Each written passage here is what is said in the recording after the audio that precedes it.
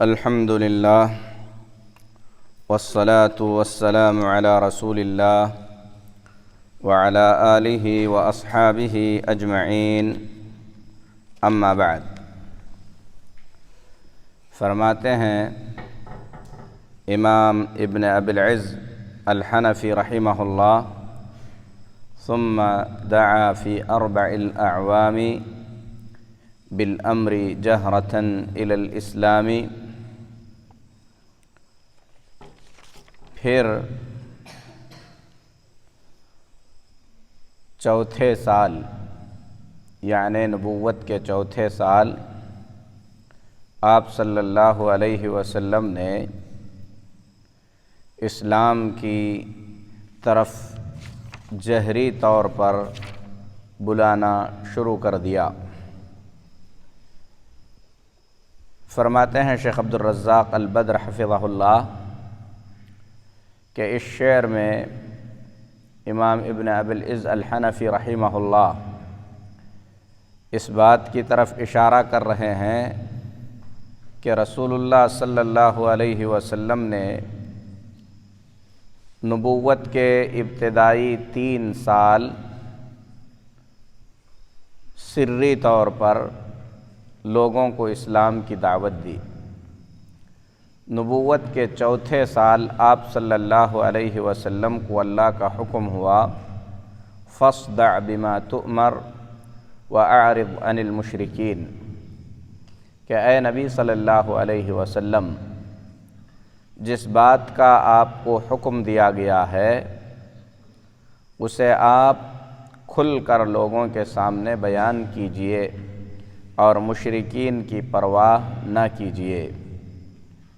فَأَعْلَنَ بِالدَّعْوَةِ، اللہ کے نبی صلی اللہ علیہ وسلم نے کھلے عام دعوت کا کام شروع کیا۔ وَجَاهَرَ قَوْمَهُ، اور آپ صلی اللہ علیہ وسلم نے اپنی قوم کے سامنے جہری دعوت شروع کی اور قوم نے عداوت اور دشمنی کرنا شروع کر دیا۔ فرماتے ہیں امام ابن القیم رحمہ اللہ: واشتد الاذى علیہ وعلی المسلمین، آپ صلی اللہ علیہ وسلم کو اور مسلمانوں کو پریشان کرنا شروع کیا گیا اور بڑی تیزی کے ساتھ اور سختی کے ساتھ پریشان کیا جانے لگا۔ حتی اذن اللہ لہم بالہجرتین، یہاں تک کہ اللہ تبارک و تعالی نے آپ صلی اللہ علیہ وسلم کو اور صحابہ کو ہجرت کی اجازت دے دی۔ تو اس طریقے سے رسول اللہ صلی اللہ علیہ وسلم کو ہجرت کی اجازت ملی، اور یہ ہجرت جو پہلی ہجرت ہے یہ مدینہ طیبہ کی طرف نہیں تھی بلکہ حبشہ کی طرف تھی۔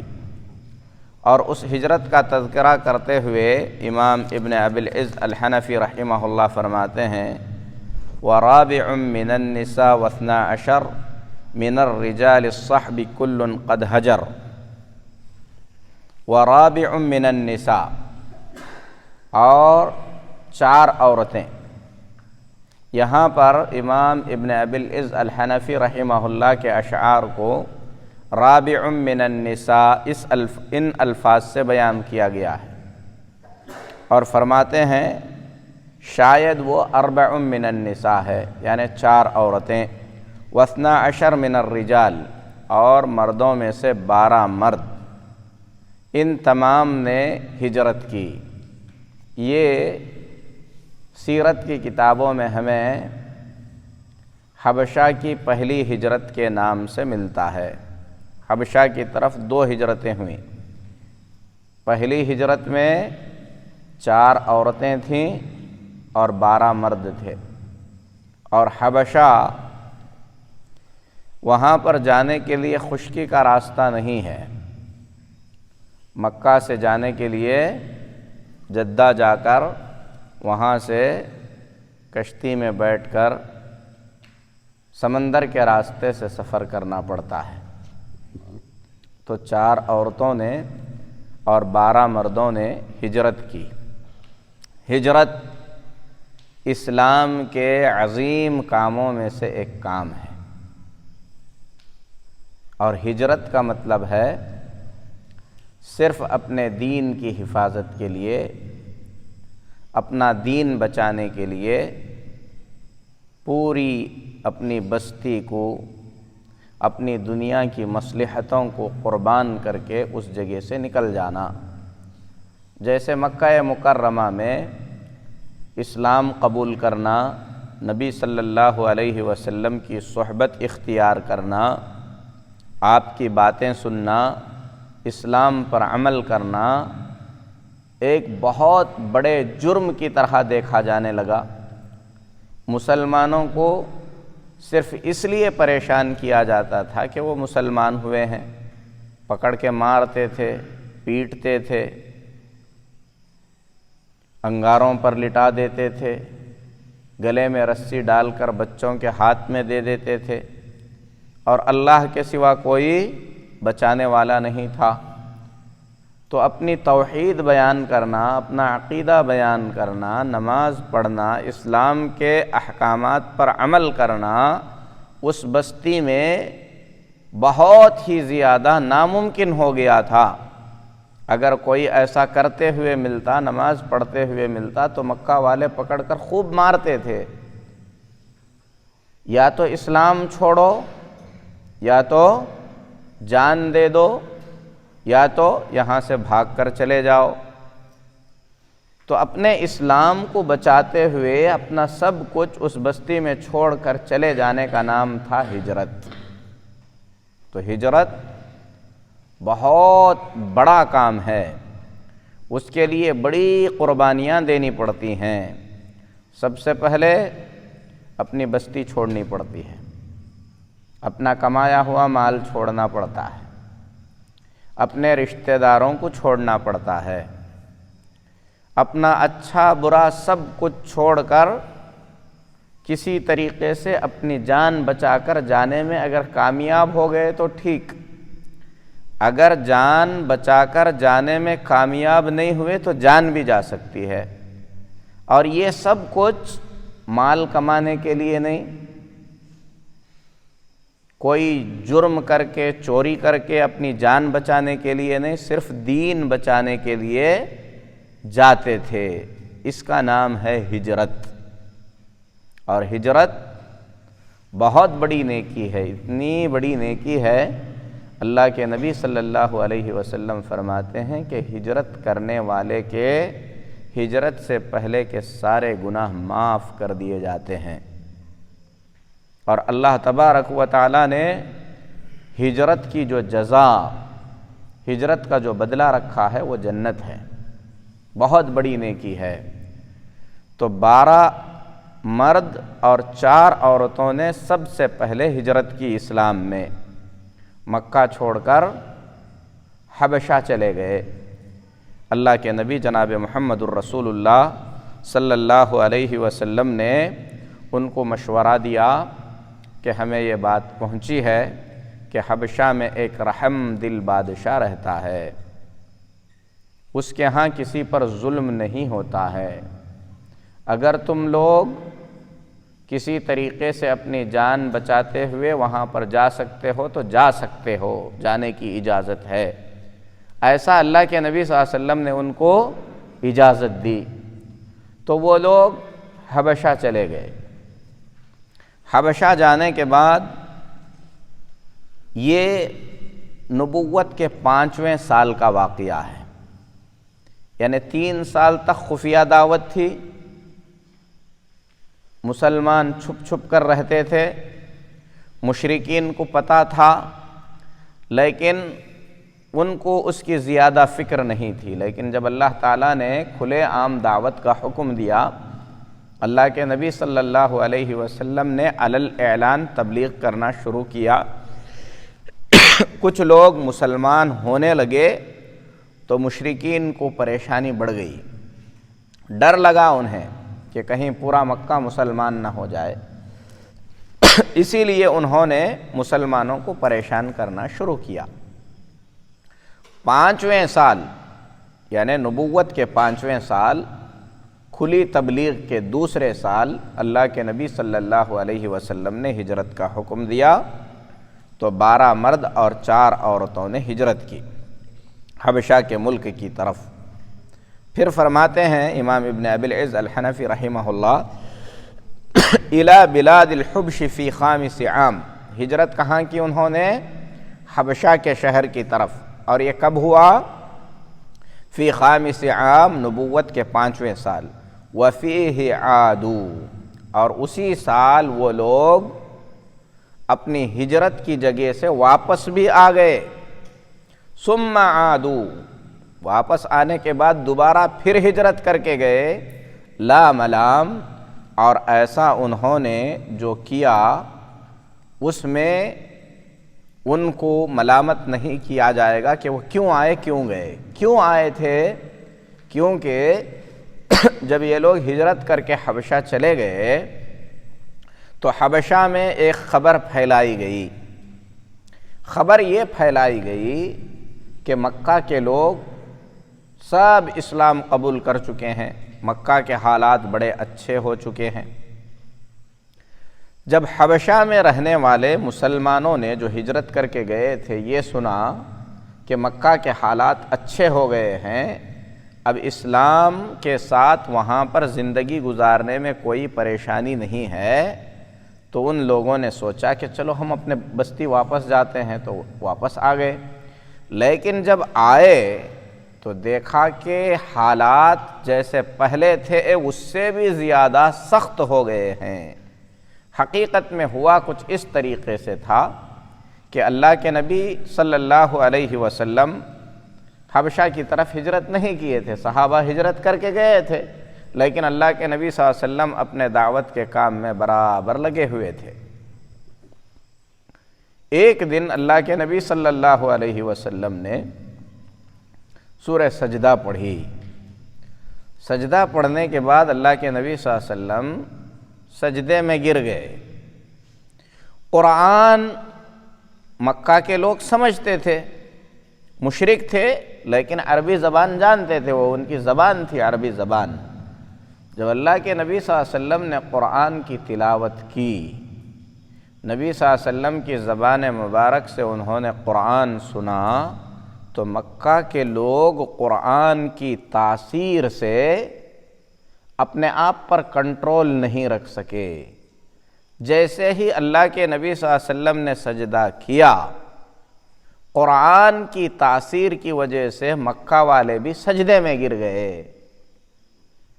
تو یہ اشاعہ، یہ خبر عام ہوئی کہ مکہ کے لوگ مسلمان ہو چکے ہیں، اسی لیے حبشہ والے واپس آئے، لیکن وہ لوگ مسلمان نہیں ہوئے تھے، پھر اپنی دشمنی پر وہ لوگ آ گئے۔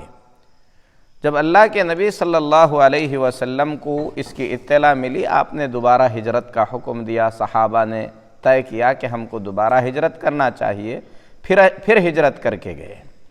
ثلاثۃ ہم وثمانون رجل، لیکن دوسری مرتبہ جب ہجرت کر کے گئے تو ان کی تعداد بڑھ گئی۔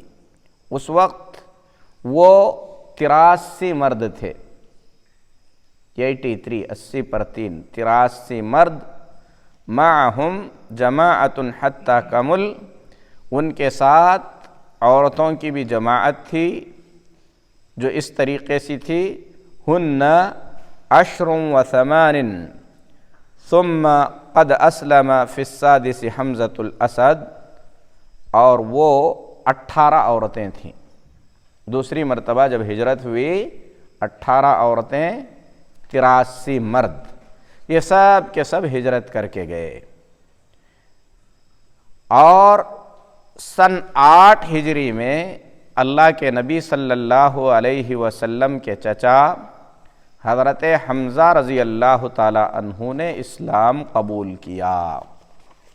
یہاں پر سیرت کی کتابوں میں حضرت حمزہ رضی اللہ تعالی عنہ اور حضرت عمر رضی اللہ تعالی عنہ کے اسلام کے واقعے کو بڑی خصوصیت سے بیان کیا جاتا ہے۔ کیوں بیان کیا جاتا ہے؟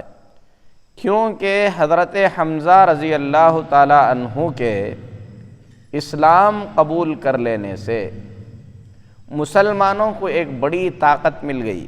حضرت حمزہ رضی اللہ تعالی عنہ نوجوان تھے، بہادر تھے، مکہ کے اندر ان کا بڑا دبدبہ تھا۔ جب حضرت حمزہ رضی اللہ تعالی عنہ نے اسلام قبول کر لیا تو مسلمانوں کو ایک بڑی طاقت ملی۔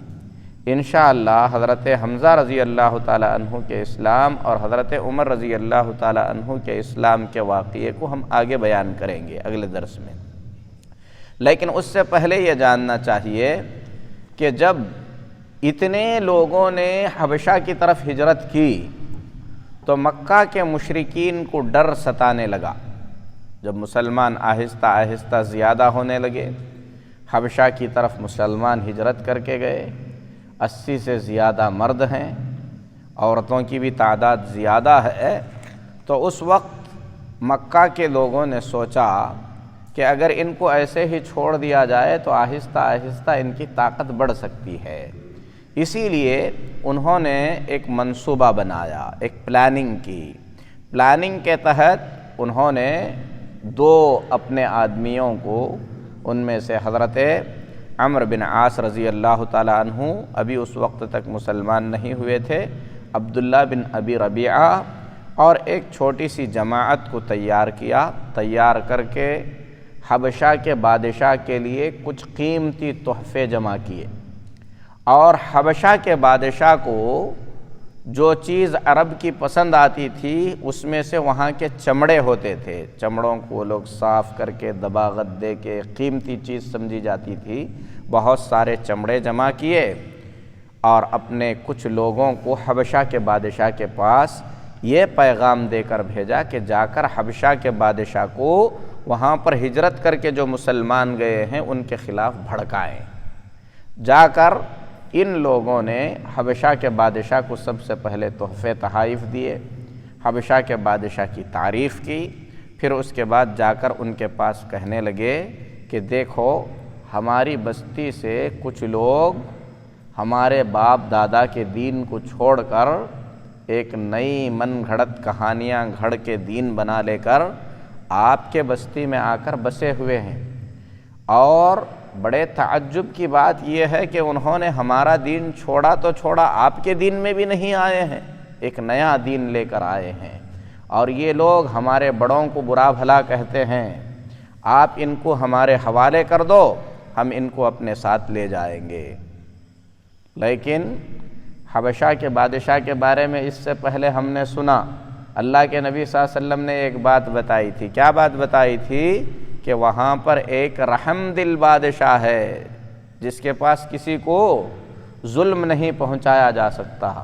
تو بادشاہ ان لوگوں کی بات سن کر بہکاوے میں نہیں آیا، اس نے کیا کیا؟ مسلمانوں کو بلا کر مسلمانوں سے پوچھا کہ یہ لوگ کیا کہہ رہے ہیں؟ تو انہوں نے کہا بے شک ہم بتوں کی پوجا کرتے تھے، مردار کھاتے تھے، رشتہ داریاں کاٹتے تھے، شراب پیتے تھے، ہمارے اندر ہر قسم کی برائیاں تھیں۔ اللہ تبارک و تعالیٰ نے ہم پر احسان کیا، ہم میں سے اپنے ایک بندے کو نبوت کے لیے چنا، ان پر اللہ تبارک و تعالیٰ نے اپنا کلام نازل کیا، اور وہ ہمیں نیک باتوں کا حکم دیتے ہیں کہ ہم ایک اللہ کی عبادت کریں، مردار نہ کھائیں، رشتہ داریوں کو جوڑیں۔ ہم نے ان کی بات مان لی، ہم نے ان پر ایمان قبول کر لیا۔ تو بادشاہ نے سن کر کہا یہ تو بڑی اچھی باتیں ہیں۔ تو جو لوگ مکہ کی طرف سے گئے تھے ان لوگوں نے کہا یہ آپ کے دین میں بھی داخل نہیں ہوئے ہیں، آپ جس عیسیٰ کو مانتے ہیں ان کے بارے میں یہ کہتے ہیں کہ وہ اللہ کا بندہ ہے، اسے رب نہیں مانتے۔ تو بادشاہ نے کہا کہ تم لوگ عیسیٰ علیہ السلام کے بارے میں کیا کہتے ہو؟ تو حضرت جعفر رضی اللہ تعالی عنہ وہاں پر تھے، ان کو قرآن کی آیتیں یاد تھی، انہوں نے سورہ مریم کی کچھ آیتیں پڑھ کر سنائیں۔ بادشاہ قرآن سنتا رہا، اس میں اللہ تبارک و تعالیٰ نے حضرت عیسیٰ علیہ السلام کی حقیقت کو بیان کیا ہے کہ مریم کیسے پلی بڑی، پھر اس کے بعد اللہ تبارک و تعالیٰ نے عیسیٰ علیہ السلام کو کیسے پیدا کیا. پھر عیسیٰ علیہ السلام پیدا ہونے کے بعد اعلان کرتے ہیں کہ میں اللہ کا بندہ ہوں، اللہ نے مجھے نبی بنایا، مجھے کتاب دینے والا ہے. اور اس میں یہ بھی ہے کہ عیسیٰ علیہ السلام اللہ کے بندے ہیں، اور جو یہ کہتا ہے کہ عیسیٰ علیہ السلام اللہ کے بیٹے ہیں وہ غلط کہتا ہے. یہ ساری باتیں ہیں. تو جب یہ باتیں سنائیں تو بادشاہ قرآن سنتا رہا. قرآن سننے کے بعد جب قرآن ختم کر دیے تو زمین سے ایک چھوٹا سا تنکا اٹھایا، اپنے ہاتھ میں رکھ کر کہا اللہ کی قسم جو کچھ بھی تمہاری کتاب میں بیان کیا گیا ہے عیسیٰ علیہ السلام کا مقام اور مرتبہ اس میں اس تنکے کے برابر نہ تو گھٹایا گیا ہے نہ بڑھایا گیا ہے. حالانکہ وہ نصرانی تھا لیکن حق کو پسند کرنے والا تھا، تو اس نے ان لوگوں کو واپس کر دیا. وہ لوگ جو مقصد لے کر گئے تھے اپنے مقصد کو حاصل نہیں کر سکے. الحمدللہ حبشہ کے بادشاہ نے مسلمانوں کی حفاظت کی. پھر اس کے بعد مکہ والوں سے کہا جو میری پناہ میں آئے ہیں وہ تمہارے حوالے نہیں کیے جا سکتے، تم لوگ یہاں سے چلے جاؤ. اور اس بادشاہ نے کہا اگر کسی نے ان مسلمانوں کو نقصان پہنچایا تو میں ان کو سزا دوں گا. اور مسلمانوں سے بادشاہ نے کہا کہ تم لوگ میرے ملک میں پورے امن اور سکون کے ساتھ زندگی بسر کر سکتے ہو. تو مسلمان وہاں پر بہت عرصے تک رہے. اللہ کے نبی صلی اللہ علیہ وسلم جب ہجرت کر کے مدینہ چلے گئے، مدینہ میں مسلمانوں کی بستی بس گئی. اس کے بعد بھی سن 8 ہجری کے قریب تک مسلمان حبشہ میں رہے، اور اللہ تبارک و تعالیٰ نے نجاشی کو ہدایت بھی دی. انہوں نے اسلام بھی قبول کیا اور اسلام کی انہوں نے بڑی مدد بھی کی. تو یہ اسلام کے ابتدائی ایام کے واقعات میں سے ہے. اسے حبشہ کی ہجرت کہا جاتا ہے، اور حبشہ کی طرف 2 مرتبہ ہجرت ہوئی. پہلی ہجرت میں 4 عورتیں اور 12 مرد تھے، دوسری ہجرت میں 83 مرد اور 18 عورتیں تھیں. اور ان مسلمانوں کو واپس لانے کی کوشش کی گئی، لیکن حبشہ کے بادشاہ نے مسلمانوں کی مدد کی. اللہ تبارک و تعالیٰ ان کو اس کا بہتر بدلہ عطا کرے، ان کے درجات کو اللہ تبارک و تعالیٰ بلند کرے. تو مسلمانوں نے اسلام کو پھیلانے کے لیے، اسلام کو اپنانے کے لیے بڑی بڑی قربانیاں دی ہیں. یہ ہمارے اسلاف کے قصے ہیں، ہم تمام کو ان کے قصوں کو جاننا چاہیے. اللہ سے دعا ہے کہ اللہ تبارک و تعالی حبشہ کے مہاجرین کے درجات کو بلند فرمائے. اللہ تبارک و تعالی ان کی قبروں کو نور سے بھر دے. تمام صحابہ سے اللہ تبارک و تعالی راضی ہو. اقول قولی ھذا واستغفر اللہ لی ولکم ولسائر المسلمین فاستغفروہ انہ ھو الغفور الرحیم.